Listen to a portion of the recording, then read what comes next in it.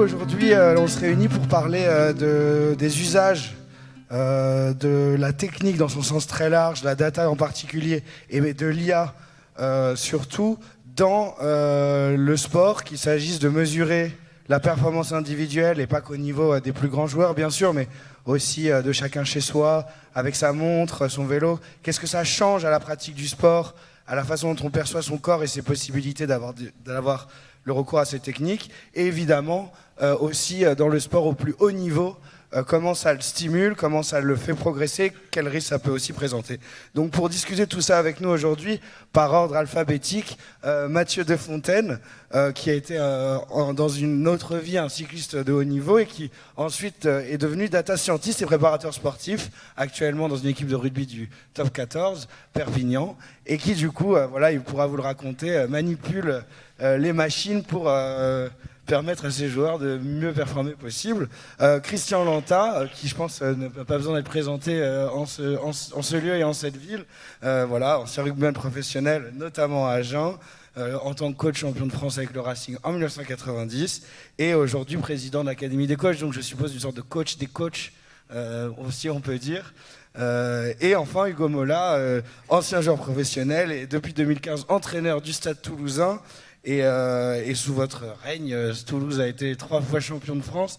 Et sans être moi-même spécialiste de rugby, je crois qu'on peut dire sans trop se risquer que c'est une des équipes aujourd'hui les plus performantes, non seulement en France, mais au monde. Et c'est beaucoup de... Ben voilà, je le dis. Donc merci à vous quatre d'accepter. Raphaël Vercher, quant à vous, vous êtes philosophe, professeur agrégé et spécialiste de la question de la technologie dans le sport.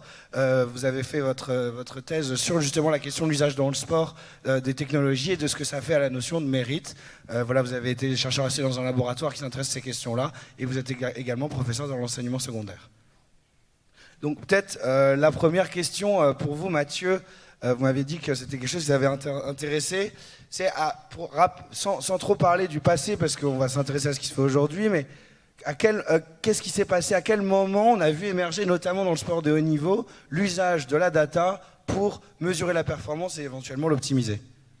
C'était au début des années 2000, ça arrivait un peu plus tard en France, un peu comme d'habitude, on a toujours un délai de mise en place ici qui est un peu plus long. Les premiers clubs de rugby à avoir utilisé les GPS, c'était entre 2005 et 2010, pour vous donner une ordre d'idée. Et voilà. Après, on a eu une évolution des capteurs pendant une dizaine d'années. Là, l'évolution des capteurs, c'est un peu freiné. Par contre, l'évolution sur l'analyse de la donnée, elle, est en pleine explosion. Et c'est là où, si on ne parle pas de passé, si on parle d'avenir, l'analyse de la donnée, elle, est en pleine expansion, alors que les capteurs, eux, sont quasiment à 100% des technologies qu'on peut avoir actuellement. Et vous, notamment les sports dans lesquels ça a commencé, le rugby n'a pas été le premier sport, c'était plutôt des sports automobiles. Alors ouais, le top 3 des sports connectés, c'est le sport auto, la course au large et le cyclisme. Et après, on a les sports collectifs qui sont arrivés juste derrière. On a toujours un peu ce top 3 qui tourne, le sport auto notamment actuellement avec la data sur le référentiel, enfin sur l'auto, et aussi la data pilote qui est en train d'arriver. Le vélo, ben là, moi je l'ai vécu des deux côtés, on a énormément de data. La course au large, entre les datas météo, les datas du bateau, les datas du pilote, tout ça, c'est une foule de data à gérer. Et les sports co, maintenant, on commence à avoir énormément de data aussi. Quand on a un squad de 50 ou 60 athlètes au quotidien à gérer, avec 1 ou 2 entraînements par jour, ça fait aussi pas mal de data à analyser. Et concrètement, la data du pilote, par exemple, prendre un exemple concret, la data du pilote dans sa voiture, quel type de données vous avez sur lui et qu'est-ce que ça aide à savoir sur la façon dont il pourrait mieux courir? Bah, ça tombe bien, c'était mon actu cette semaine. J'ai travaillé sur l'interférence entre la température corporelle et la fréquence cardiaque sur un pilote en sport auto, enfin en endurance, pas en Formule 1, en hypercar, qui est quelqu'un qui prépare les 24 heures du Mans. Donc voilà, on va récupérer de la data en temps réel, hein, on travaille en temps réel sur la température corporelle, une température externe, enfin, de votre corps. Qu'on combine avec la fréquence cardiaque et on arrive à avoir des fenêtres d'opportunité pour pouvoir communiquer aux pilotes, notamment sur des très longs relais, des très longs runs sur des courses comme le 24 heures du Mans.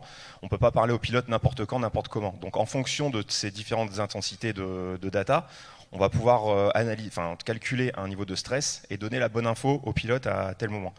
Pareil pour gérer la durée du relais. Peut-être qu'au moment où on va voir le pilote qui est en train de surchauffer, donc sa prise de décision va être altérée. Donc on va faire peut-être un changement de pilote un peu plus précoce. Et alors peut-être avant qu'on passe au sport que vous attendez tous, le rugby, Raphaël, qu'est-ce que ça vous inspire, vous, ces premières arrivées et ces informations extrêmement précises qu'on obtient sur le corps du sportif? Oui, alors effectivement, ce à quoi on assiste depuis quelques dizaines d'années, c'est une forme d'informatisation du sport qui est croissante et qui est corrélée au fait qu'on informatise la société dans son ensemble. Alors on pourrait penser qu'il y a une rupture qui est introduite dans le sport du fait de cette informatisation.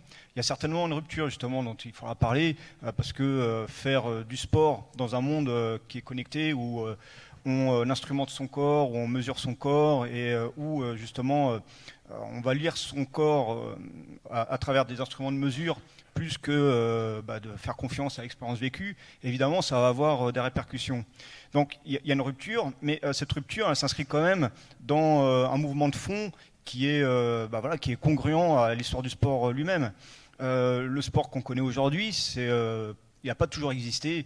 Ce sport, il naît au XIXe siècle, dans le contexte qui est celui de l'industrialisation, qui est celui des Lumières, où on essaie de rationaliser les choses.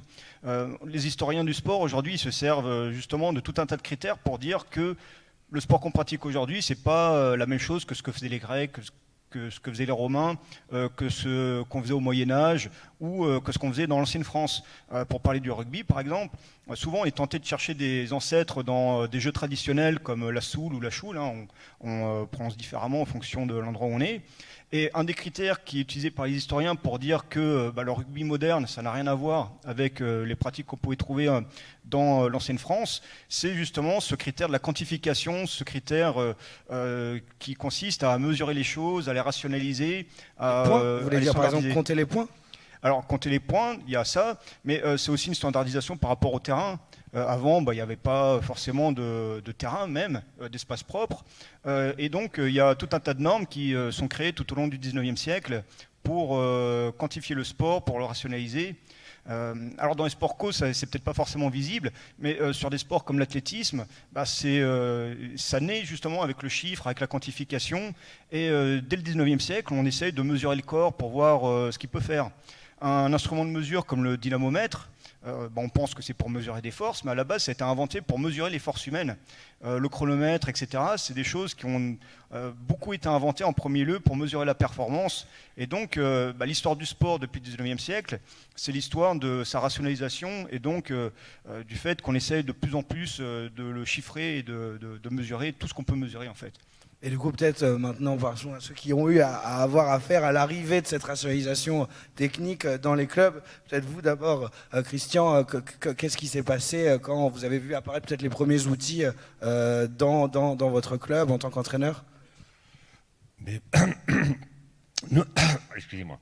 Nous, on n'y a vu que des avantages parce que jusque-là, on avait des outils pour mesurer l'efficacité physique de nos joueurs ou les capacités physiques du joueur. On était capable de mesurer la VO2 max, c'est-à-dire la capacité à courir longtemps, la vitesse, la détente. Donc tout ça, c'est des choses qui nous permettaient d'avoir le profil du joueur, de le faire travailler en conséquence. Mais je crois qu'on manquait d'évaluation ensuite pour véritablement amener le joueur à sa meilleure performance physique. Les data, pour simplifier les choses, c'était des mesures en temps réel qui nous donnaient des données très concrètes et qui nous ont permis plusieurs choses peut-être. C'est de mieux vérifier en direct si on était, je parle sur l'aspect physique, hein, on y reviendra, voir si on était sur les bonnes filières de travail physique pendant un entraînement, puisque ces mesures, vous l'avez bien compris, elles sont en direct, pendant les entraînements, pendant les matchs, pendant les compétitions. Donc ça, c'est des outils qu'on n'avait pas réellement. On avait la vidéo, on avait d'autres outils. Voilà. Ensuite, ça a été aussi de programmer les entraînements, de aussi quantifier la charge, puisque les GPS, les joueurs l'ont du matin au soir, toute la semaine, pendant les matchs. Ça nous a permis aussi très rapidement de mesurer la charge de travail, l'intensité sur une semaine, sur un match, sur un cycle. Donc, ce qui nous permettait aussi peut-être d'être un peu plus préventif dans la blessure. Parce que l'intérêt, c'est d'avoir les joueurs sur un terrain, que ces joueurs soient en bonne forme. Donc, ça a été aussi Voilà, essayer d'anticiper sur tout ce qui est blessure. Donc c'était un outil assez novateur pour nous, mais très performant. Mais bon, pour rappeler, je pense que le débat va être long, mais on parle du côté physique d'une performance, mais la performance, il faut la voir aussi comme l'association, l'interaction de plusieurs piliers. Bien sûr, il y a la dimension physique, la capacité physique, mais il y a la maîtrise technique du joueur, il y a l'intelligence tactique de prise de décision, il y a la dimension mentale.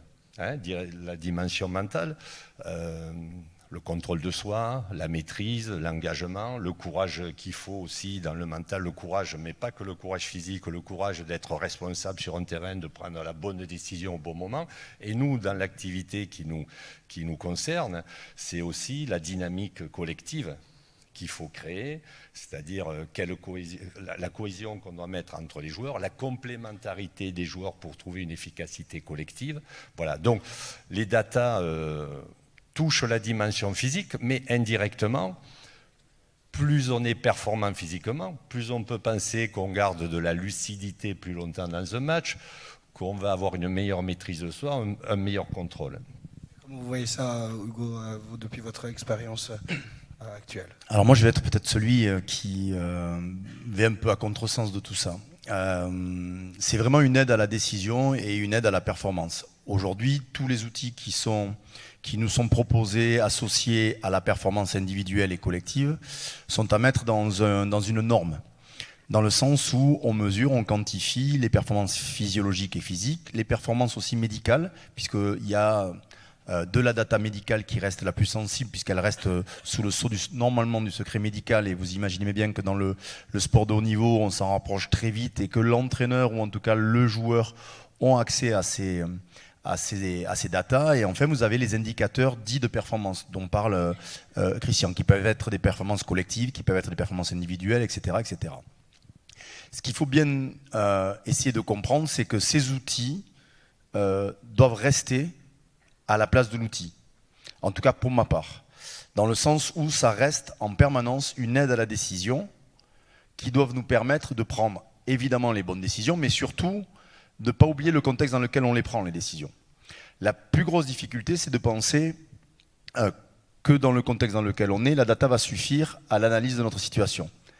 C'est à ce moment-là qu'on commence à se tromper, c'est à ce moment-là qu'on commence à se planter. Je vous prends l'exemple d'une équipe anglaise dans le tournoi il y a 2-3 ans, qui a sa data en direct, qui joue un match pour faire le grand chelem. C'était avant la Coupe du Monde 2019, je vous dis des bêtises, c'était il y a un peu plus de 100. Contre l'Irlande, ils ont un grand chelem en main, ils mènent au score à la 65e, le match est maîtrisé de la part de l'équipe d'Angleterre, sauf que 2 joueurs de leur effectif ont atteint le max de leur data, supposé. Ils sont dans le rouge. C'est-à-dire leur performance physiologique? De leur performance physiologique maximale. Ils les sortent. Ils perdent le match. La raison, ou en tout cas la petite morale de l'histoire, c'est jusqu'où on est capable d'aller quand notre performance physique est déterminée, on va dire, à la barre à 100, pour se donner un ordre de mesure. Est-ce que je suis capable d'aller à 110, dans tel contexte, par le poids, la puissance d'un collectif, par la performance, par l'opposition de la performance? Donc pourquoi tous les grands records ont été trouvés ou réussis au moment où on avait une grosse concurrence? C'est parce qu'on nous pousse dans nos retranchements. Et c'est un peu la limite de la data, ou en tout cas ce qui est intéressant à mesurer, c'est cette capacité à trouver les moyens que cette aide que nous donnent tous les outils connectés, tous les moyens de mieux se connaître, parce que c'est vraiment, il faut bien comprendre qu'aujourd'hui, les athlètes, dans tous les secteurs, ne prennent plus la donnée comme quelque chose qui les flique, ou en tout cas qui les contraint. C'est plutôt quelque chose qui les stimule, qui les anime pour justement comprendre jusqu'où ils sont capables d'aller. Sauf que vous ne pouvez pas perdre le contexte et la normalisation dans lequel la data évolue. Et ce contexte-là, c'est le contexte le plus, pour ma part en tout cas, et c'est peut-être ce qui fait notre différence entre le data scientist et le coach, c'est qu'à un moment, il faut garder cette part de sensibilité. Alors certains vont vous dire que l'intuition, c'est une forme de data préparée, ou en tout cas que l'on a maîtrisée au fil du temps avec l'expérience ou pas. Mais ce qui est sûr, c'est qu'il faut arriver à maîtriser ce genre d'événements pour ne pas justement ne se référer qu'à ces données qui restent malgré tout hyper importantes. Mais ce dont parle Hugo, je dirais, c'est le rapport entre le rationnel et au fond le mystère de la haute performance. À des moments, pourquoi on gagne, pourquoi on perd? Très franchement, la frontière, Hugo, tu es d'accord? À un moment donné, pourquoi on gagne un match, pourquoi on le perd? C'est une limite qui est très ténue. Et parce que, notamment dans notre sport, on peut maîtriser tous les datas, etc. C'est un rapport d'opposition. Et c'est la capacité à s'adapter. C'est une capacité à gagner les concours comme ça de choix qu'il y a à faire, et rien ne remplacera à un moment donné l'intelligence du joueur, l'intuition, sa capacité à s'adapter. C'est un concours de circonstances. C'est un copain qui appelle ça les concours de circonstances sur un terrain. Et quelque part, c'est se préparer à l'imprévisible. Voilà. Qu'est-ce qui va se passer à un moment donné? Et ça, les datas, et où je rejoins Hugo, n'est toujours qu'un outil, et je crois que s'il fera toujours la différence, c'est l'intelligence d'utilisation de ces outils. Et alors vous, Mathieu, en tant que data scientist, qu'est-ce que ça vous inspire? Ces limitations qu'on fait finalement au pouvoir des data pour comprendre les grands moments du sport, de sublimation, où là le sportif... C'est pas du tout une limitation, il faut bien comprendre que nous, dans l'écosystème d'un manager, on est une source d'information objective sur l'aspect physique ou sur la qualité d'un entraînement. Voilà, un manager a autour de lui une nuée d'informations, médicales, rugby, physique, psychologique, performance cognitive. Donc voilà, on est une source dans l'écosystème du manager pour l'aider à prendre une décision. Voilà. Après voilà, comme le disait Christian, on a, je rebondis sur ce que tu disais Hugo sur le match de l'Angleterre. Là, pour ma profession, pour mon poste, c'est quelque chose qu'on a tous en tête. On se souvient tous de ce truc-là et on n'a pas envie de faire ça. Et il faut toujours relativiser. On est, comme je le répète, mais on est dans l'écosystème d'un manager, une source d'information. Pas plus importante qu'une autre. Peut-être qu'à un moment, on va plus important pour savoir quel est l'objectif aujourd'hui de l'entraînement. Est-ce que tu veux qu'on fasse plus de volume, plus d'intensité? Ouais, là, peut-être qu'on aura plus d'importance. Par contre, si on est en phase finale, non, ça ne sera pas du tout le plus important. Enfin, faut comprendre qu'autour d'eux, ils ont plein d'informations. Et plus on va monter à haut niveau, et donc je pense qu'Hugo est bien placé pour le savoir, il a autour de lui plein d'infos. Après, je vais parler de ce que je connais, le data scientist. On doit aussi, nous, à la base, faire un tri de ce qu'on va donner en fonction des demandes. Et quand on travaille avec quelqu'un, on sait un peu ses habitudes de travail. On ne va pas lui donner toutes les informations dont on dispose. Parce que pour chaque entraînement, pour chaque seconde, pour chaque joueur, on a à peu près 350 informations.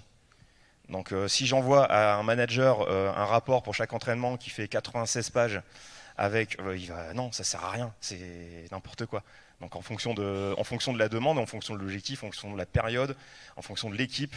Et en fonction du rugby que en tout cas pour mon activité bien évidemment, mais en fonction de ce que tu veux faire, ou en tout cas de l'idéal que tu as comme jeu. Alors ça peut paraître c'est le plan de jeu qui conditionne aussi. C'est ça qui motive la chose. Et pour vous prendre une petite anecdote, parce que Christian vient de me le rappeler, je vais vous prendre un exemple que vous allez avoir en tête, puisque c'était il n'y a pas si longtemps que ça, lors de la finale contre La Rochelle, sur un match qui nous échappe, et honnêtement, que pour ma part j'avais bien évidemment mis dans l'escarcelle du côté de La Rochelle et pas de la mienne.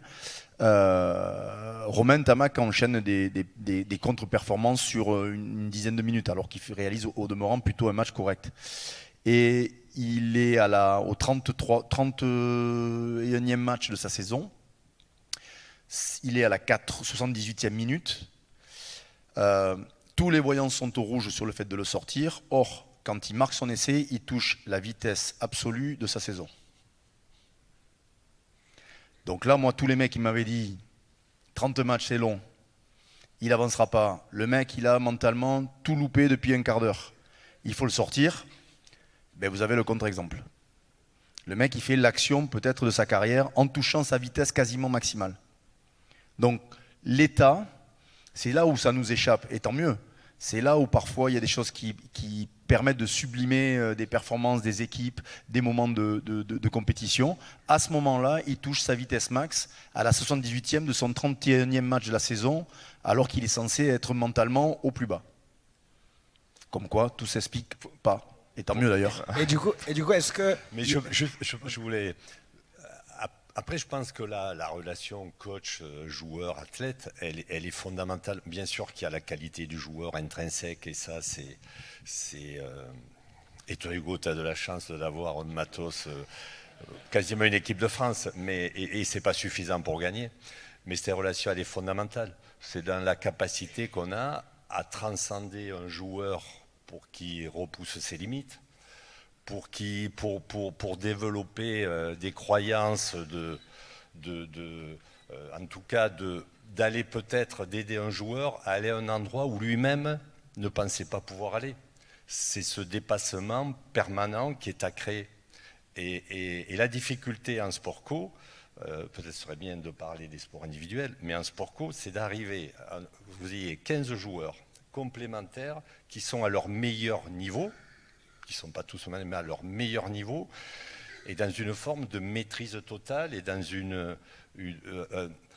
comment vous dire, un accomplissement total. Et c'est ça qui est la difficulté.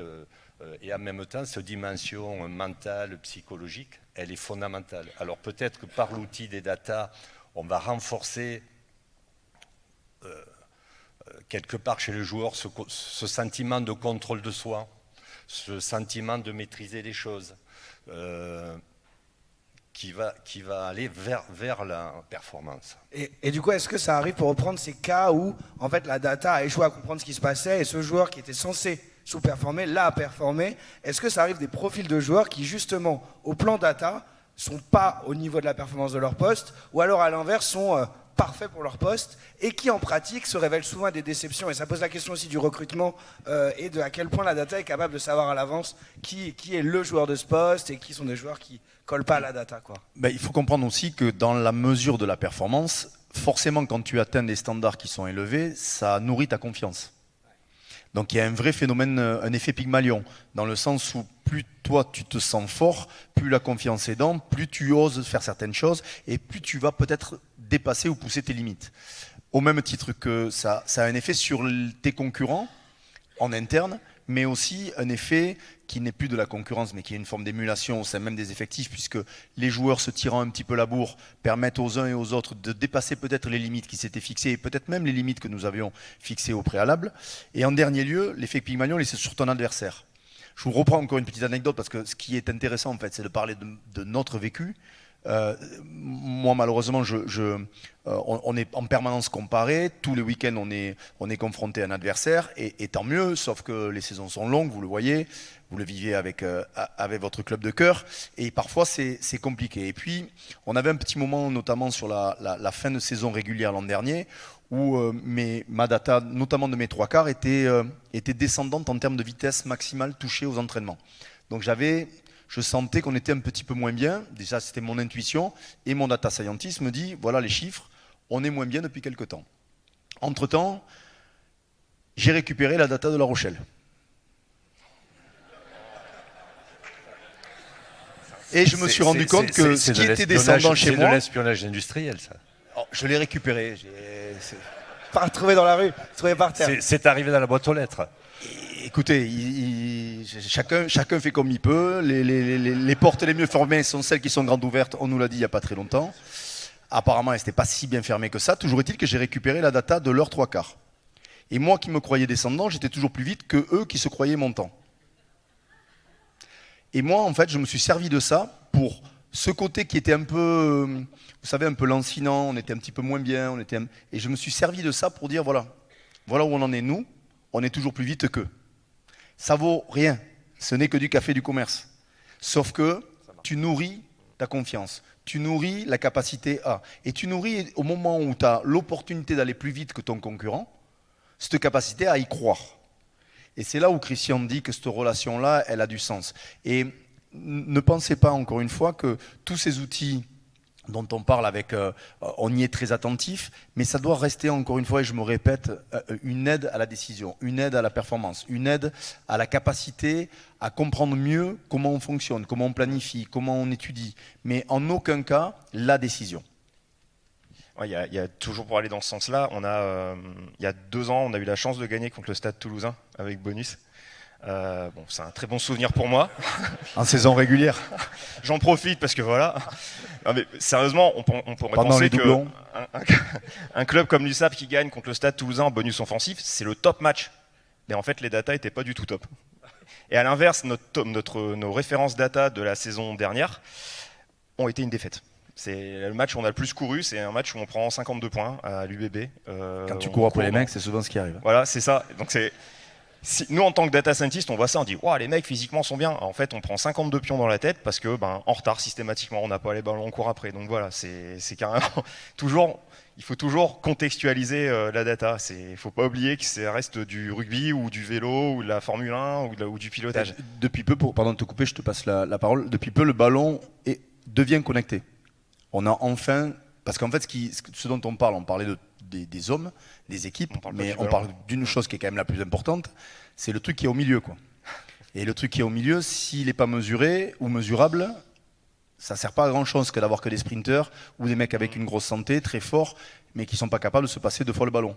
Donc il faut quand même que la notion essentielle de notre sport, pour ne pas parler des datas un peu plus générales, mais que notre sport, il fallait aussi mesurer. Donc là, on commence à y arriver avec encore des choses à parfaire, mais je pense que dans les prochaines années, avec l'intelligence artificielle et la data du ballon connecté, on arrivera encore plus à être précis justement sur la musique d'une équipe ou sur la capacité à jouer de son équipe en y alliant le ballon. On a aussi les terrains qui sont en train d'évoluer, qui sont en train de se connecter et qui vont nous permettre aussi d'avoir d'autres informations, notamment sur les contraintes d'appui pour éviter les blessures musculaires. Oui, alors là-dessus, il y a des choses très intéressantes qui sont dites. En fait, qu'est-ce qui fait qu'il y a cette imprévisibilité? C'est que le sport, c'est une expérience qui est chaotique. Alors, qu'est-ce que j'entends par chaotique? Ça fait référence à ce qu'on appelle la théorie du chaos. La théorie du chaos, ça décrit des systèmes où, justement, va y avoir une forme de hasard qui va être présente, où toute la connaissance qu'on pourrait avoir par rapport à ce système est souvent insuffisante à prévoir une issue. Alors, il faudrait certainement faire des classifications dans les sports, parce qu'il y a des sports qui sont certainement plus chaotiques que d'autres. Le rugby, ça en a un bon exemple, et c'est presque symbolique, parce qu'il y a ce ballon, ce foutu ballon, qui est chaotique en lui-même, puisque quand il tombe, bon, alors on peut avoir une idée d'un peu où il va aller, mais il y a toujours une part d'incertitude qui est, pour l'instant, incalculable. Mais dans les vrais sports, désolé, je ne vais pas me faire des amis. Je suis lyonnais en fait, il y a une culture du rugby qui est un petit peu moins cultivée. Mais je plaisante, je suis un grand spectateur de rugby. En tout cas, bon, alors, mais je ne dis pas ça, c'est à moitié une blague quand je parle des vrais sports, parce qu'il y a un sociologue qui s'appelle Paul Lyonnais, qui est décédé il y a quelques années. Il faisait une classification entre ce qu'il appelait les sports-jeux. Les sports-jeux, c'est justement où il va y avoir une forme d'incertitude qui est irréductible à toute rationalité. Et là, pour le coup, le foot et le rugby se rejoignent pour Paul Lyonnais. Dans le rugby, cette incertitude, elle va être intrinsèque à tout un tas de choses. Dans le foot, cette incertitude, elle est créée parfois tout simplement par les erreurs d'arbitrage. Et c'est pour ça qu'il y avait tout un enjeu sur la VAR, parce que et au rugby aussi, évidemment. Mais c'est peut-être là où il faut se méfier, c'est peut-être que le rugby penche vers le foot, alors attention. Vous parlez même peut-être des contres de balles qui sont rarement, on ne peut pas toujours anticiper les contres de balles. Il y a tout un tas vous parliez des rebonds de la balle de rugby, mais même au foot, il y a tout un tas de contres, par exemple sur des corners, c'est des zones de grand chaos, où il y a une confusion et que même les meilleurs joueurs de corner ne sont pas capables du tout de gérer ce qui va se passer dans la boîte. Absolument, oui.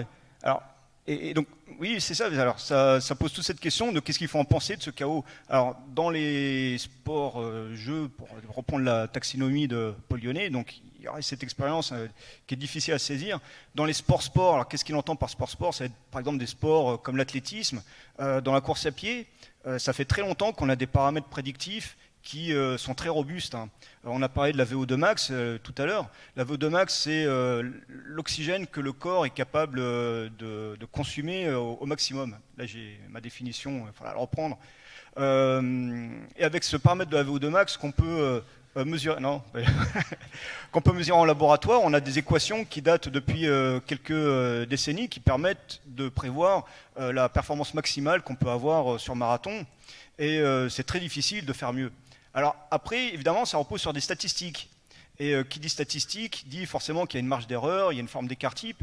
Et c'est ça qui peut expliquer que sur certaines prédictions, il peut y avoir parfois un peu plus ou un peu moins. Parce que là, on parle des sportifs qui auraient pu faire mieux que ce qui a été prédit. Mais souvent, il y a des sportifs qui font moins que ce qui a été prédit. Et ça, évidemment, on en parle un peu moins.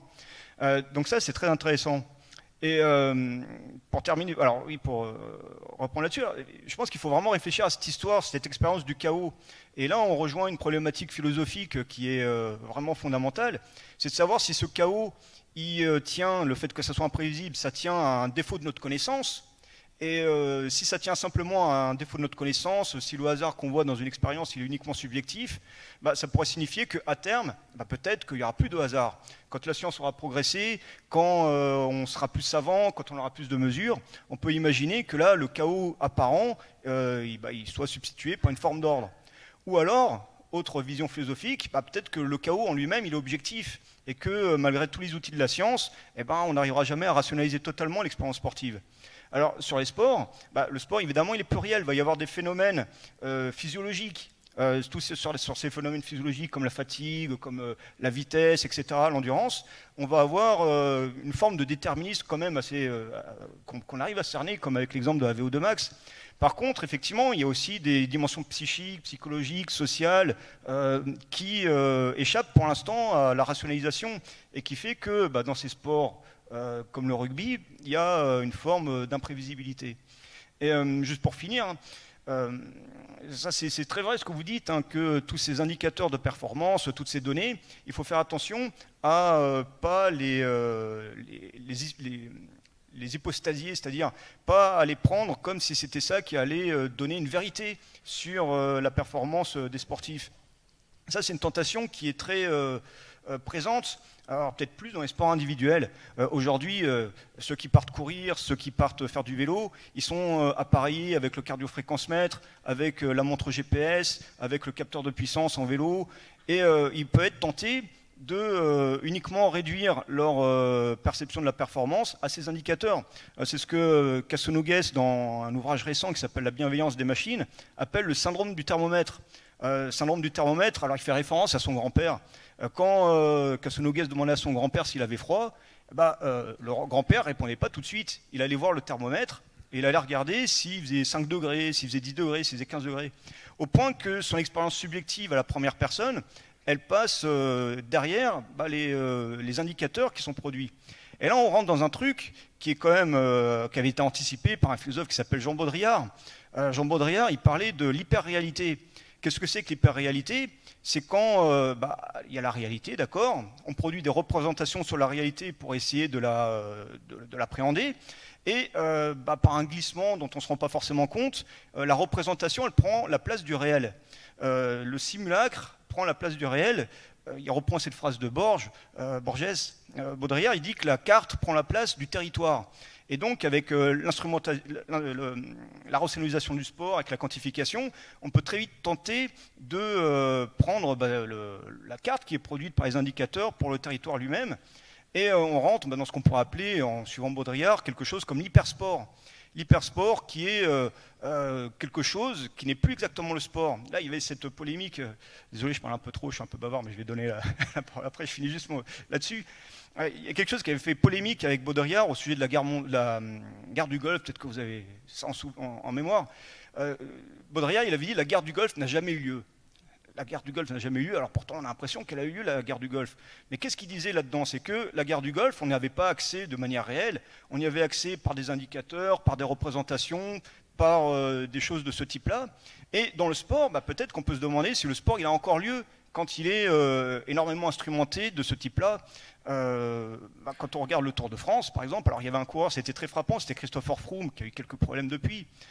Froome, et il y avait même des mèmes sur Internet qui montraient Froome comme ça, il regardait tout le temps son compteur.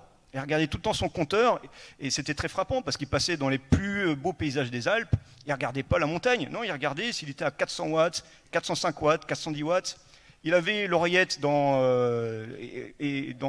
sur son oreille. Là, il y avait son directeur sportif qui lui disait, alors lui, il regardait la course sur son écran, dans la voiture. Et là, où est-ce qu'on est, quoi? On n'est plus dans le sport réel, on est vraiment dans une distanciation qui fait que peut-être que le sport moderne n'a plus lieu. C'est un des dangers actuels. Mais c'est, pour aller un peu dans ton sens, c'est un peu le pouvoir culturel aussi de certains sports. On voit l'ancrage régional, de ville, de notre sport, pour reparler de celui que Christian et moi, on aime plus que tout. On ne joue pas au rugby à Agen comme à La Rochelle, ou comme à Paris, ou encore moins comme à Bordeaux. Et c'est pendant longtemps... Ça c'est cadeau. Ou à Lyon. Pendant longtemps, on a réussi à garder cet inconscient culturel dans les terreaux du rugby. On jouait à Agen, moi mon grand-père était un fan de chez vous, donc j'ai suis venu gamin très souvent ici, on jouait à Agen avec une certaine philosophie du rugby. On joue à Toulouse avec une certaine philosophie du rugby. Et malheureusement la normalisation, amenée par justement la data, la manière dont on s'entraîne, les centres d'entraînement, vous les voyez en fait, vous changez juste la couleur, les équipes jouent de la même manière. Et cette culture, elle s'est petit à petit un peu appauvrie, ou en tout cas un peu délitée. Et donc de retrouver ce fameux inconscient culturel propre au terreau, à la manière dont on jouait à Agen dans les années 70-80 qui ont permis à ce club de gagner, je pense que c'est essentiel dans la manière dont on pense le rugby de demain. Et c'est pareil pour Toulouse, en tout cas pour ce qui m'a été conféré ou donné quand je suis arrivé au club. J'avais bien évidemment pris la suite de personnes qui avaient beaucoup gagné, mais au-delà de tout, ce qui était mon obsession, c'était de coller à ce que l'ensemble des gens de manière inconsciente souhaitaient voir en termes de rugby, en termes de jeu, en termes de capacité à provoquer des émotions. Et donc, on parle de sport, on parle de data, on parle de chiffres, mais l'émotion et le contrôle de ces émotions, ou en tout cas cette capacité à générer les émotions, reste la base. Et cette culture, ce pouvoir culturel, il dépasse le pouvoir économique, il dépasse le pouvoir politique, il dépasse tout. Cette culture, c'est ce qui ancre le sport, ou en tout cas, qui n'est pour nous qu'un jeu et pas un sport, comme tu le dis, un vrai sport. Mais quand même, on est ce pouvoir culturel, j'y tiens beaucoup et on y tient beaucoup, parce que c'est souvent ce qui fait la différence. Et ce côté un peu dérationalisé, en tout cas dans cette capacité à n'être que gérer la performance que d'un écran et d'un écran d'un vélo, ben c'est justement ce sur quoi il ne faut pas qu'on aille, tout en étant accompagné par justement cette capacité à être plus précis, plus innovant. Et je pense qu'après, à terme, dans la manière de travailler, notamment sur la capacité à dépasser le cadre physiologique et physique, très certainement qu'il faudra qu'on soit accompagné par l'intelligence artificielle, etc., etc. Mais pour autant, pousser la machine encore plus loin, la machine physiologique et physique, bien évidemment qu'on va encore progresser, mais on va arriver malgré tout à un seuil. On le voit notamment sur la course du 100 mètres. On a eu un extraterrestre qui a couru en 9,50, en 9,56. Donc du coup, quel est le prochain? Mais le prochain ne va pas nous courir en 7,2. Ou alors il y a un problème. Donc et ça va prendre un peu de temps. Mais toujours est-il que l'évolution de ces sports-là, elle va être à la marge et infime. Par contre, la manière de s'entraîner, la manière de préparer les athlètes de demain va évoluer, va progresser. Et c'est sur ceux où nous, on a vraiment une sensibilité, on doit être attentif, parce que moins blesser nos joueurs, on a, nous, dans notre sport, de vraies blessures graves par la confrontation physique. Donc comment on va protéger nos jeunes joueurs, comment on va réussir à les faire, en tout cas de ne pas les mettre en danger. Et ça va passer aussi par cet accompagnement de la donnée, de la data et très certainement de l'intelligence artificielle. Peut-être juste pour réagir en quelques mots, parce que je ne veux pas être trop bavard. Ça, je pense que c'est essentiel, cette question de savoir qu'est-ce qu'on veut transmettre dans le sport, et notamment cette histoire de tradition, de culture qu'on retrouve dans les identités des différentes équipes. On pourrait faire une expérience de pensée et imaginer une équipe qui soit totalement entraînée de A à Z, que ce soit la préparation physique, etc., par des algorithmes. Et ce qu'on peut craindre, effectivement, c'est une forme d'uniformisation du jeu, du style. Est-ce que nous, ça nous intéresserait en tant que spectateurs? C'est pas évident. Peut-être que dans un premier temps, ça nous intéresserait parce qu'on verrait qu'on gagne tout le temps. Mais après, il y aurait certainement ce manque d'âme, en fait. Ce je ne sais quoi qui fait qu'on va être attiré, qu'on va pouvoir s'identifier dans une équipe. Et là-dessus, il y a Hegel, au XIXe siècle, qui disait des choses, à mon avis, sur l'art qu'on peut transposer à l'expérience sportive. Alors le sport, à l'époque des Hegel, ça n'existe pas vraiment. Et lui, il disait, bah voilà, quand on entend un son d'un oiseau qui est imité par un musicien, bah là, on va trouver une forme d'intérêt parce que justement, c'est un humain qui le produit. Mais si on se rend compte tout d'un coup qu'en fait, c'était pas un humain qui produisait ce son, mais que c'était un oiseau, que c'était la nature elle-même, bah là, tout de suite, on y prêterait certainement moins d'attention. Alors qu'est-ce qu'il veut dire par là, Eagle? Ce qu'il veut dire, c'est que c'est le fait que dans ce qui est produit face à nous, dans le spectacle, il y a une forme d'esprit, il y a une forme de conscience, il y a une forme d'intelligence humaine, tout simplement, qui est lisible et qui peut nous toucher. Alors Hegel, il ne connaît pas non plus les machines, l'intelligence artificielle, mais s'il avait pu anticiper, il dirait certainement qu'une œuvre d'art, si elle est faite par un chimpanzé, ça nous intéresserait moins que si c'est fait par un être humain, mais si c'est fait par une intelligence artificielle de A à Z, ça nous intéresserait également moins. Un tableau de Picasso, souvent on dit « Ah bah oui, ma fille elle en ferait autant, ma fille de 8 ans elle ferait autant que Picasso ». Mais savoir que c'est ma fille qui l'a fait, ou si c'est un chimpanzé, ou si c'est une machine, ou si c'est Picasso, ça ne donne pas le même sens à ce qui est produit. On veut que ça soit Picasso, c'est là où ça va nous paraître intéressant, parce qu'il y a une théorie, il y a un esprit, il y a une conscience qui se projette. Et donc dans le jeu, au niveau du sport, c'est ça aussi qui va nous intéresser, c'est qu'on peut voir l'empreinte d'un entraîneur, le style d'un entraîneur, mais également le style d'une équipe, d'un terroir, d'une culture. Mais c'est ça, pour le coup, à mon avis, il n'y a pas de crainte à avoir sur le fait que la technologie nous dépossède totalement pour revenir sur un élément... Juste, Je voulais rebondir, il me semble, moi, que ce qui va être déterminant, c'est vrai que on a tendance à modéliser. Et d'autant plus avec les datas. Mais même avant que les datas arrivent, il y avait on prend toujours référence à la meilleure équipe, on se dit, il joue comme ça, on va essayer de jouer comme ça. Ce qui est la plus grande des bêtises. C'est toujours garder en priorité l'homme. L'homme avec ce qu'il est comme joueur, avec son intelligence, avec ses capacités. Et je crois qu'il faut toujours repartir de là. Le risque, c'est de partir d'un modèle, d'un système de jeu, et de vouloir coller chaque homme ou chaque joueur à un système. Et je crois qu'il faut que les futurs coachs, en tout cas, ce ne sera pas facile pour eux, mais il faut être fidèle à ça. Il faut préserver l'homme avant le système, pour rendre le système meilleur, sûrement. Mais ça, c'est une approche qui est... Je crois qu'on a tous fait l'erreur, peut-être Hugo, tu l'as fait aussi, à des moments, de vouloir faire jouer un joueur un peu à côté de ce que sont ses vraies qualités. Jeune entraîneur, on a tous fait à un moment donné cette bêtise. Non, mais tu vas jouer... Non, c'est coller, mettre chacun dans le rôle qui peut être le sien avec ses capacités maximales, qu'il faudra travailler, qu'il faudra développer, et en complémentarité avec d'autres joueurs. Donc je crois qu'il me semble, en tout cas, c'est un débat, mais que le départ doit rester celui-là. Oui, respect de l'homme. Et même protection, ce que j'ai trouvé intéressant dans vos dernières interventions, c'est qu'on parle plus seulement de la data au sens d'augmenter la performance, mais aussi vous avez dit de protéger les joueurs.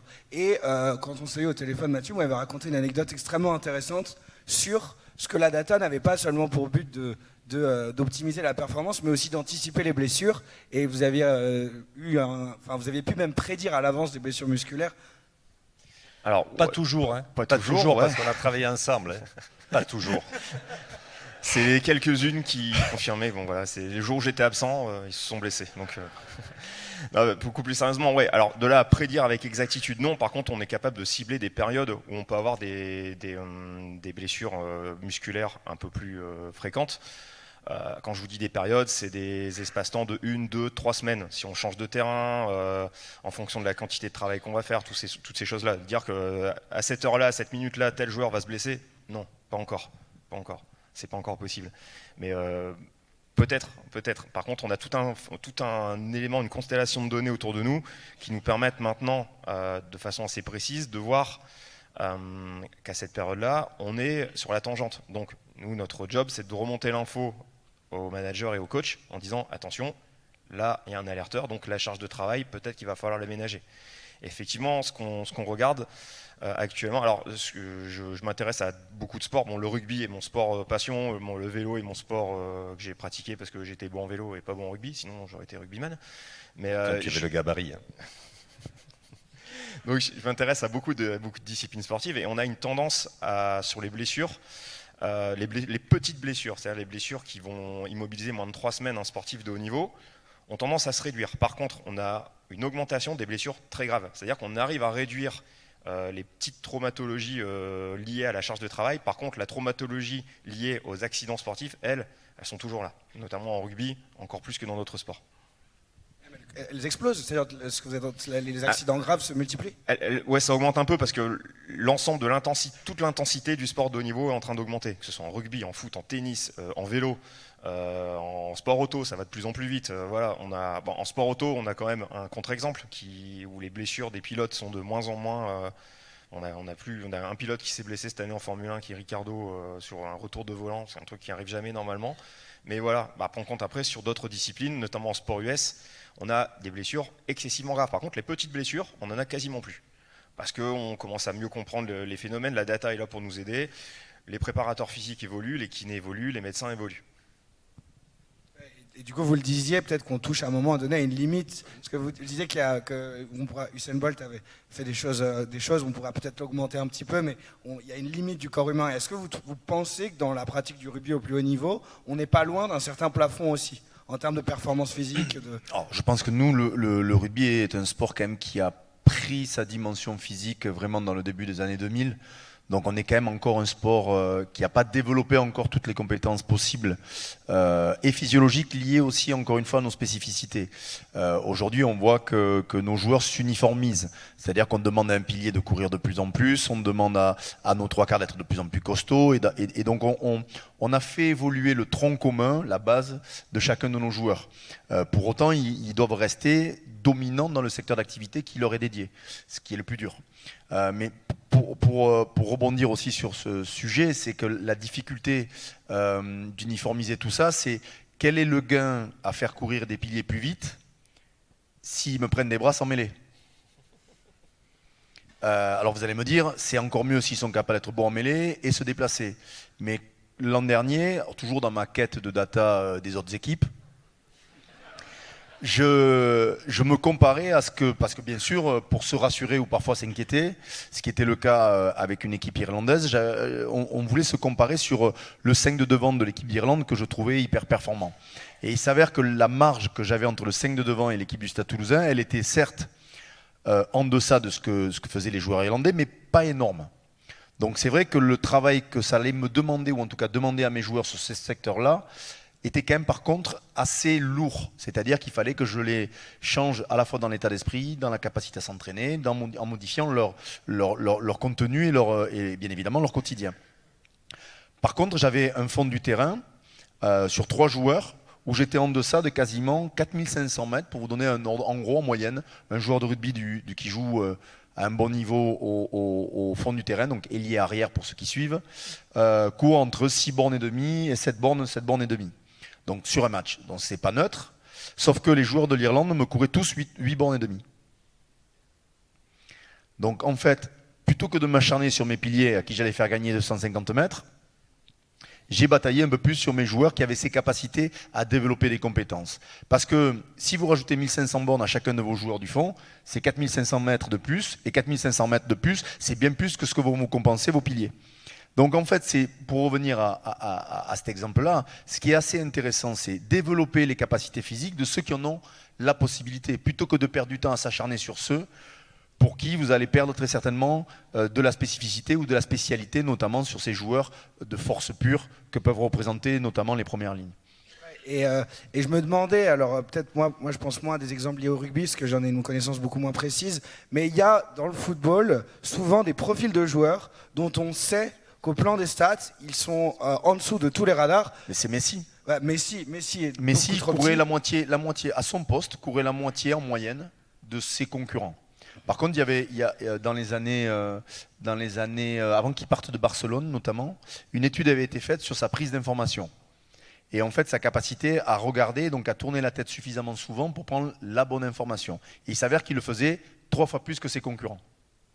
Donc en fait, c'est pour ça que de standardiser une forme de performance, c'est aussi une limite. C'est cette capacité qu'ont certains à compenser. Nous, on est le sport particulièrement atypique sur le sujet, puisqu'on a tellement de spécificités pour assurer le fait que quelqu'un soit capable de lancer en touche, de sauter, d'être lifté, la mêlée, etc. Tout ce jeu-là qui demande même ces fameux demi-mêlées où on dit la capacité à descendre, prendre et envoyer un ballon, c'est aussi des spécificités physiques et physiologiques qui sont très particulières.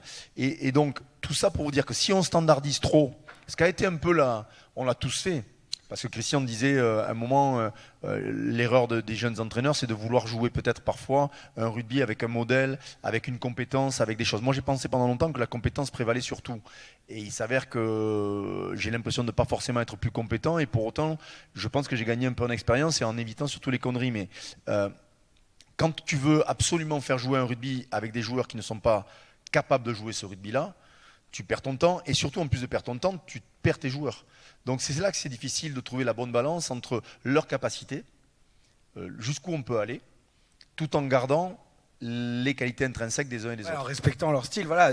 Il y a cette anecdote connue de Zidane qui n'avait pas passé à l'origine, n'avait pas réussi à rentrer dans le centre de formation dont il Oui, mais rêvait. c'est peut-être aussi la force qu'a eu Zidane, Ouais. de se construire en tant que joueur de foot de très haut niveau, par cet échec-là. Ouais. Vous savez, il y a 3 choses. Quand on prend, je vous parle des grands champions, des très très grands champions. Quand vous vous amusez à regarder tout ce dont ils vont vous parler, ils vont bien sûr vous parler de la capacité à s'entraîner, de la passion de leur sport, etc. Mais il y a 2 choses, 3 choses qui sont élémentaires. Un, ils ont croisé dans leur vie un éducateur, un entraîneur, un père qui les a accompagnés, un oncle, un frère qui les a accompagnés, qui a été l'élément déterminant, déclencheur de leur activité. Ça, tous. 2, la passion de leur sport est souvent exacerbée. C'est des mecs qui sont des staccanovis de leur activité. Et enfin, 3, ce qui me paraît être le plus important, c'est qu'ils ont connu une blessure morale, physiologique, physique, psychique. À un moment, on leur a dit qu'ils n'y arriveraient pas. On leur a dit que c'était trop compliqué. Mais ce moment-là de ta carrière, souvent te fait basculer dans « t'étais trop petit, tu ne vas pas y arriver. T'es trop grand, trop mou, tu n'avances pas. » On a tous connu. Et au final, tous ces mecs-là, tous ces grands champions sont passés par ce petit moment-là. Donc ce n'est pas les radars qui ne sont pas bons. C'est juste que les radars permettent peut-être aussi de révéler des super champions par le fait qu'ils ont été contraints à un moment de se révéler par d'autres chemins. Et peut-être... Et les grands coachs, c'est de compenser et de trouver une complémentarité. Autour de Messi qui courait moins mais qui voyait 3 fois plus vite et 3 fois plus, c'est d'organiser toute une équipe. Et ce n'est pas incompatible avec l'esprit collectif d'organiser une équipe à travers 2, 3 joueurs qui sont de très haut niveau et de faire accepter aux autres que l'équipe accepte de jouer avec des garçons que l'équipe accepte de jouer comme ça. Et les grands coachs, c'est ce qu'ils savent faire. Ils repéraient les styles particuliers. Et peut-être une dernière question avant qu'on passe au moment de questions, qu'on prenne le temps de prendre les questions dans la salle s'il y en a. Mathieu, tu m'avais dit, quand je t'avais demandé si justement...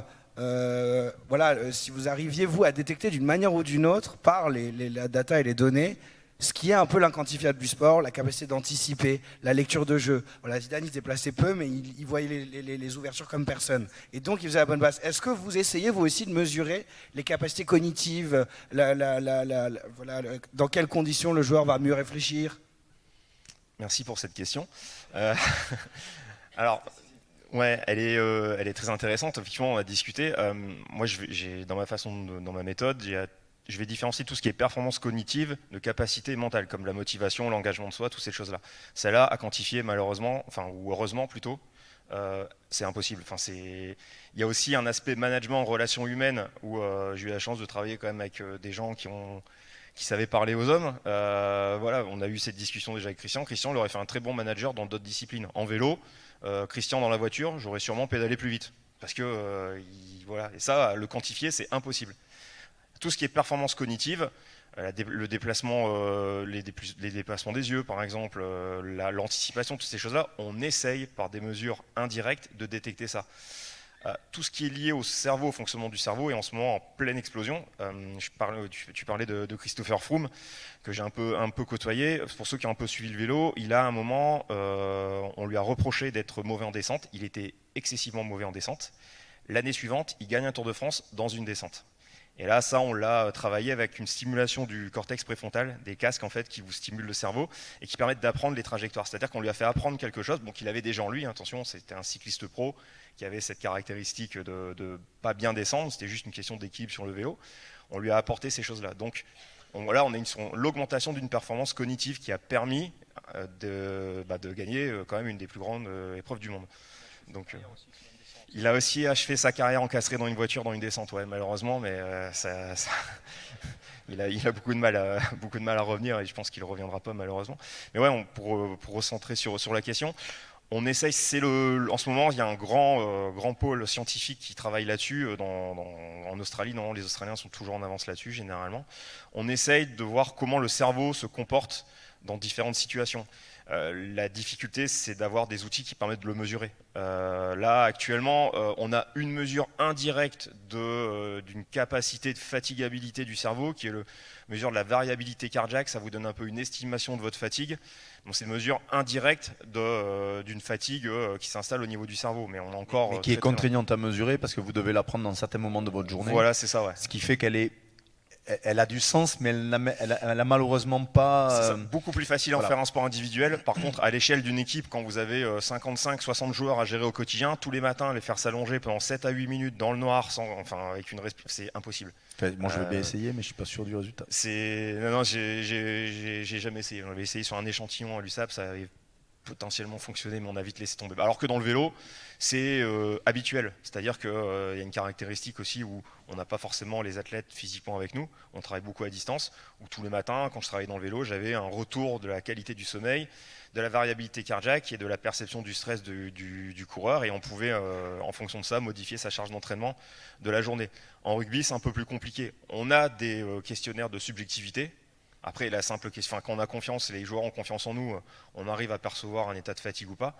Mais ça reste très très compliqué. Et je pense que vous savez, la meilleure des datas que vous avez dans votre journée, malgré le fait qu'on est tous sur les téléphones et qu'on est tout mesuré, c'est le bonjour du matin. Bonjour du matin, voilà. C'est le salut, ça va? Le bonjour du matin qui vous prend à peu près un quart d'heure pour saluer votre effectif est plus riche de toute information parce que celui qui va vous serrer la main en vous fuyant parce qu'il pue le Ricard à plein nez et celui qui va vous serrer la main en vous la gardant et en vous disant mais malheureusement j'ai eu un petit souci hier soir, je suis rentré à 3 heures des urgences, le même mec que vous allez centrer pour celui qui sent un peu le Ricard et que vous n'allez pas lâcher de la matinée, à celui qui par contre vous allez ménager parce que vous allez le considérer par les problèmes qu'il a rencontrés pour gérer au mieux sa journée. Ben c'est toute la considération et toute l'information qui ne sont pas neutres dans votre gestion de votre quotidien. Et ça, malheureusement, ce fameux bonjour, ce temps passé, cette omniprésence parfois même qu'ont besoin les coachs de traîner, d'observer, de regarder, de décaler parfois un peu le prisme, de ne pas toujours être au cœur de l'activité. Et c'est quelque chose qui est aujourd'hui, en tout cas pour ma part, parce que j'ai été encore une fois bercé par les conseils de Christian ou de Claude Nesta à l'Académie des coachs, de prendre le temps de se décaler, c'est quand même un vrai sujet. Un vrai sujet. Alors parfois on n'a pas forcément toujours le temps parce que l'urgence nous rattrape vite, mais chaque fois que j'ai la chance de pouvoir le faire, et en vieillissant un peu, je le fais de plus en plus, peut-être un peu par fainéantise aussi, pardon Christian, mais j'y vais un peu moins sur le... Mais c'est vrai que cette sensibilité-là, ce bonjour-là, ce petit moment où vous voyez les réactions entre les uns et les autres, c'est la meilleure des datas. C'est la meilleure, en tout cas, elle vient conforter très souvent l'aide à la décision que peut nous amener les chiffres et les éléments. On peut finir sur ça et prendre des questions si dans la salle vous souhaitez. Moi, je voulais te poser une question, Hugo. Et à vous tous. Plus les datas vont se développer, je suis d'accord, l'intelligence artificielle, est-ce qu'à un moment donné, ça ne va pas être le risque, un refuge pour un coach, de se dédouaner parfois de ses responsabilités, de ses prises de décision, de se réfugier. Tu as vu une conf de presse, non? J'ai lu une conf de presse il n'y a pas longtemps qui m'a un peu choqué. On n'est pas là pour dire mais les datas étaient bonnes, donc le résultat, moi j'ai fait ce qu'il fallait. Et c'est le risque peut-être des datas, que quand on est dans l'échec, on se réfugie derrière des chiffres et des données. Donc c'est à moi de balancer quoi. Non. Alors. Mais ouais, là-dessus, vas-y. Bah, c'est ce que Jean-Paul Sartre appellerait la mauvaise foi. Celle-là, ouais. C'est la mauvaise foi, selon Jean-Paul Sartre. Le fait de dire, bah, c'est pas moi qui ai pris la décision, c'est l'algorithme. Mais c'est une décision de s'en remettre à l'algorithme. Donc finalement, on ne peut pas se défausser de sa liberté comme ça. Mais ce qui est assez intéressant d'ailleurs, c'est il faut bien comprendre qu'on n'a pas été formé à baigner dans autant de données et d'informations. Donc le temps qu'on a mis tous, autant que nous sommes, à analyser, comprendre. Donc d'où l'intérêt d'être accompagné et bien accompagné par des personnes qui peuvent justement filtrer ces informations pour ne pas... vous savez, c'est comme... j'aime bien prendre l'exemple de la statistique. La statistique, vous allez vous amuser à dire, dans les villages de moins de 10 000 habitants, c'est les endroits où il y a le moins de meurtres par balle. Putain, super, il faut aller vivre dans les villages de moins de 10 000 habitants. Jusque-là, on est tous pas trop cons, on va y aller. Sauf qu'une année où il y a un pauvre type qui craque et qui me tue la moitié du village. L'année d'après, la data, elle en prend un pet. Et la statistique en prend un pet. Donc c'est toujours ramené à la norme et toujours ramené à la stat de départ. D'où l'intérêt d'être formé, attentif et surtout en capacité d'évoluer sur l'idée qu'on avait de cet outil. Vous savez, aujourd'hui, que je vous parlais du 5 de devant et des 3/4, moi j'ai passé une bonne partie de ma carrière d'entraîneur à m'acharner sur mon 5 de devant. 1, parce que j'y avais pas joué, vous l'avez bien compris, et 2, parce que je pensais qu'ils étaient en mesure de pouvoir vraiment franchir un cap sur la partie physiologique. Parce qu'ils avaient de bonnes, en tout cas, de capacités physiques pour se développer. Et il s'avère qu'au final, ce qu'on arrive à gagner est important, mais reste malgré tout léger dans la balance. D'où l'importance peut-être de s'acharner sur d'autres secteurs. Et ça, on le voit aussi au fil du temps, même si encore une fois, ce qui est vrai aujourd'hui, et c'est le principe de la méthode, c'est le jour où vous pensez que votre méthode est bonne, elle est morte.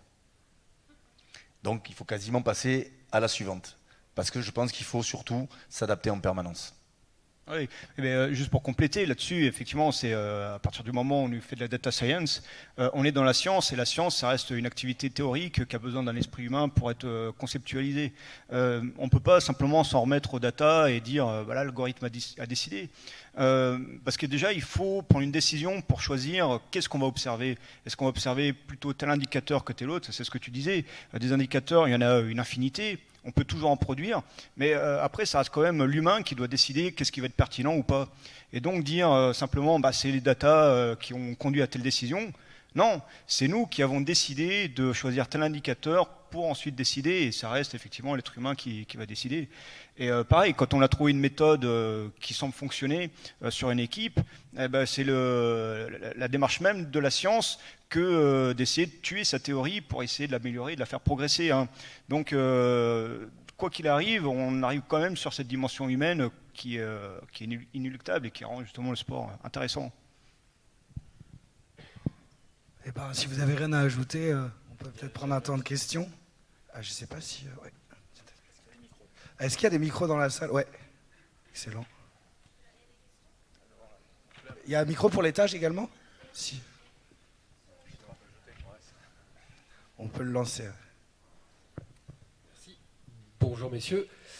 Quand on est toulousain, on est content parce que, alors en général, mais en particulier l'an dernier, puisque le stade a gagné, Hugo Mola l'a rappelé, un peu comme d'habitude, mais le TFC aussi, la Coupe de France de foot.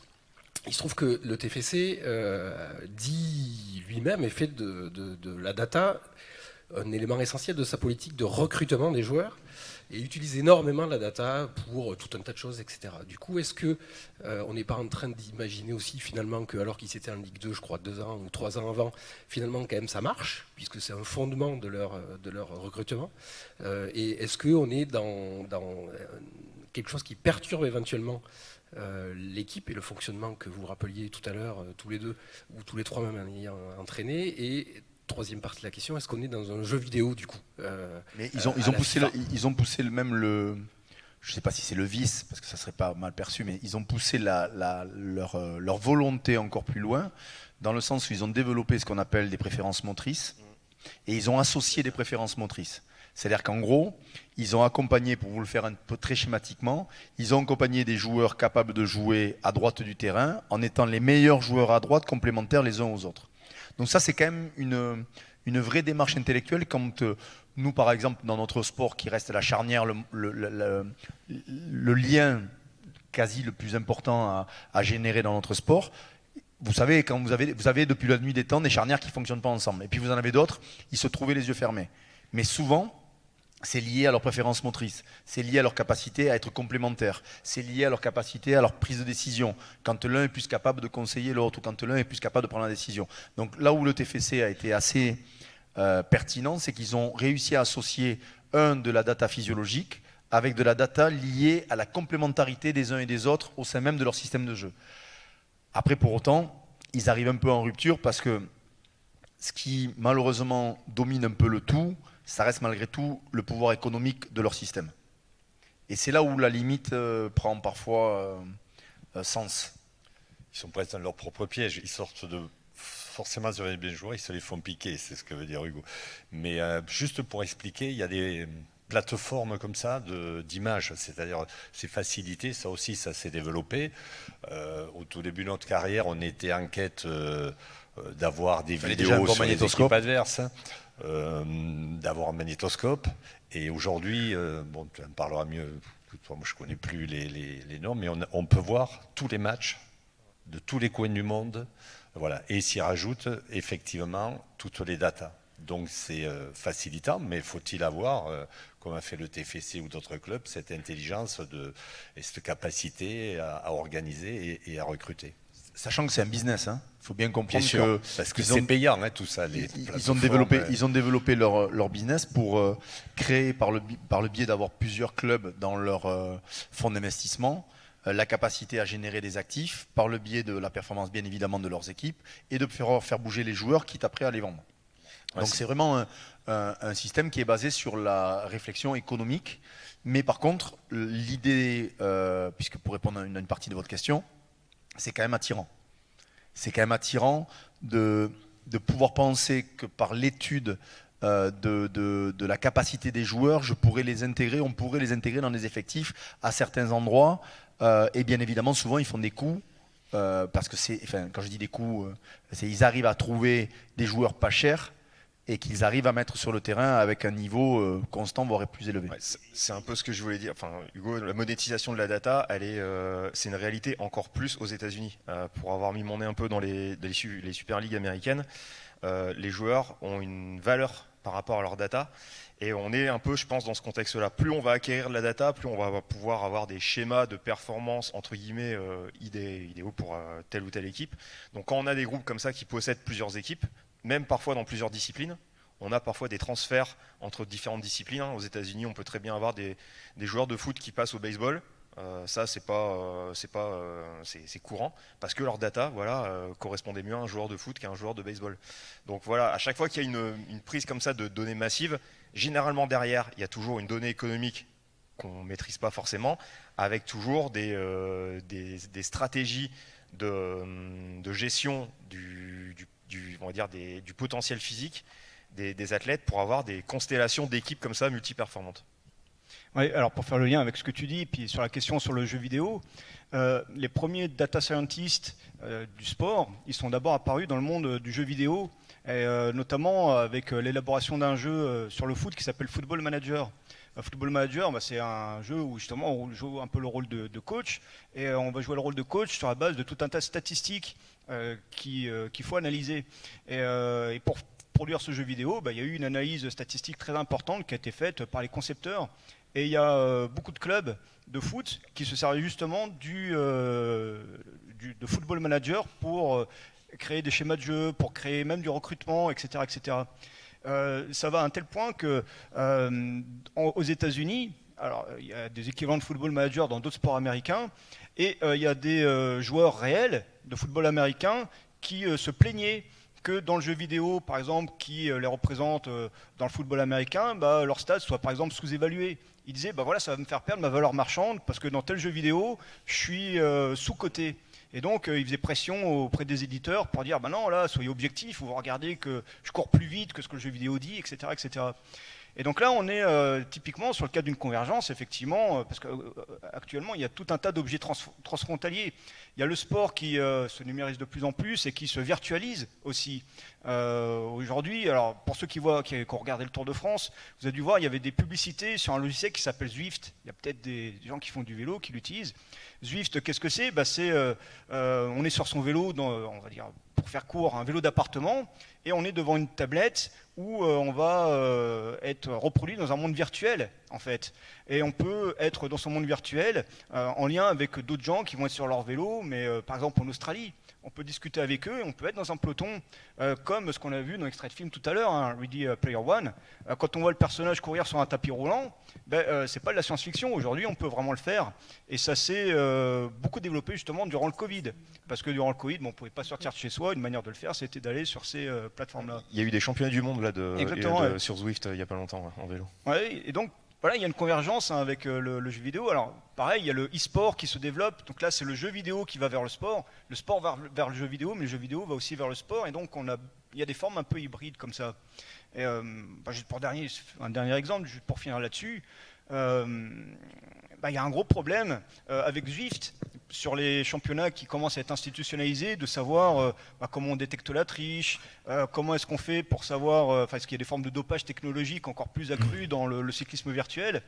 Ouais. Mais oui, je vais essayer. On a atteint la limite malheureusement et j'imagine qu'il y a encore beaucoup de questions, mais vous pourrez aller. Ouais, peut-être. C'est plus une remarque qu'une question. Je suis étonné par le niveau que vous pouvez atteindre avec les capteurs et des datas.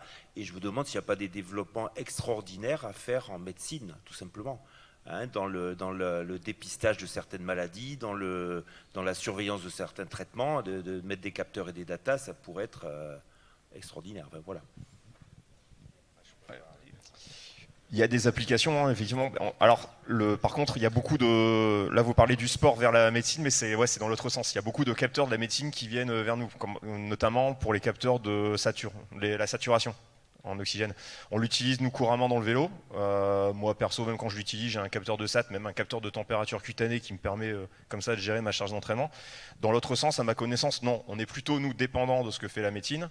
Et la plupart des capteurs, alors on parle beaucoup de GPS, mais au final c'est surtout les accéléromètres qui nous donnent de l'information, plus que les GPS en tant que tel, et ça vient à la base de la médecine. Donc dans le sens médecine-sport, ok, sport vers médecine, j'ai un peu de doute. Oui. Juste une question, est-ce que l'arbitre est aussi équipé pour être sûr qu'à la 60e minute il ne soit pas dans le rouge? Oui, tous les arbitres en rugby sont équipés d'un GPS. Ils sont équipés aussi? Ah, ils sont équipés. Mais s'ils sont plus lucides à la 60e parce qu'ils sont dans le rouge, est-ce qu'on est... Eh ben, on a des scènes un peu marrantes sur Canal+. Donc, on pourrait imaginer de changer l'arbitre aussi. Peut-être que dernièrement, ça nous aurait rendu service. Je vais passer la parole à Hugo pour l'arbitrage. D'accord.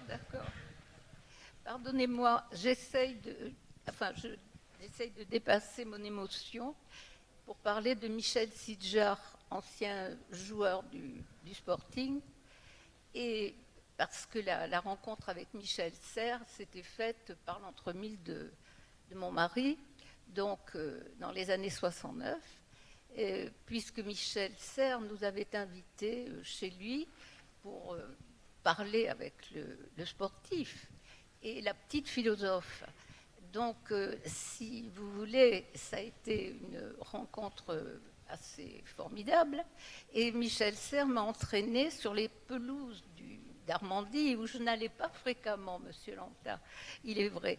Et il m'a dit, mais regardez la vitesse, regardez l'élégance du joueur. Alors j'ai dit, oui, vous avez raison, moi j'étais villeneuvoise, hein, alors je n'étais pas tellement rugby à 15. Et puis, oui, puis alors on traversait Agen à l'époque avec nos amis pour aller en fac à Toulouse. On remarquait Sidjar, Doga, Mazot, Carrère, c'était plus pour des raisons, je pense, extérieures que pour simplement le rugby. Soyons honnêtes.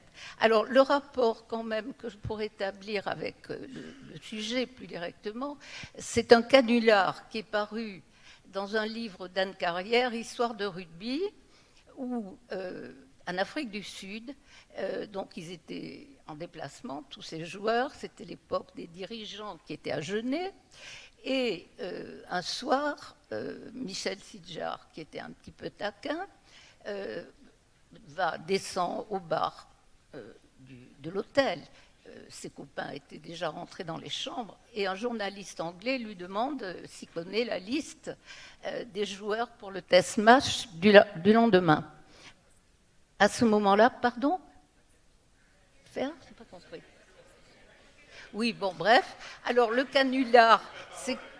Pardonnez-moi. Le canular, c'est que Michel donne des noms occitans, ça aurait été plus à Francis Cabrel d'ailleurs, donne des noms occitans à l'équipe pour le lendemain. Et le journaliste anglais, évidemment, téléphone à Londres en donnant les noms des joueurs. Et le lendemain matin, Michel Sidjar est réveillé en trombe parce que les dirigeants venaient d'apprendre la formation de l'équipe avec des noms occitans un petit peu difficiles pour faire rire évidemment le public. Et il n'y avait pas l'informatique, donc il n'avait pas pu corriger le fait. C'est une anecdote qui est partie. Merci à tous. C'est quand même preuve que rugby et humour sont bien associés et l'humour reste encore dans le rugby, même si c'est de plus en plus difficile.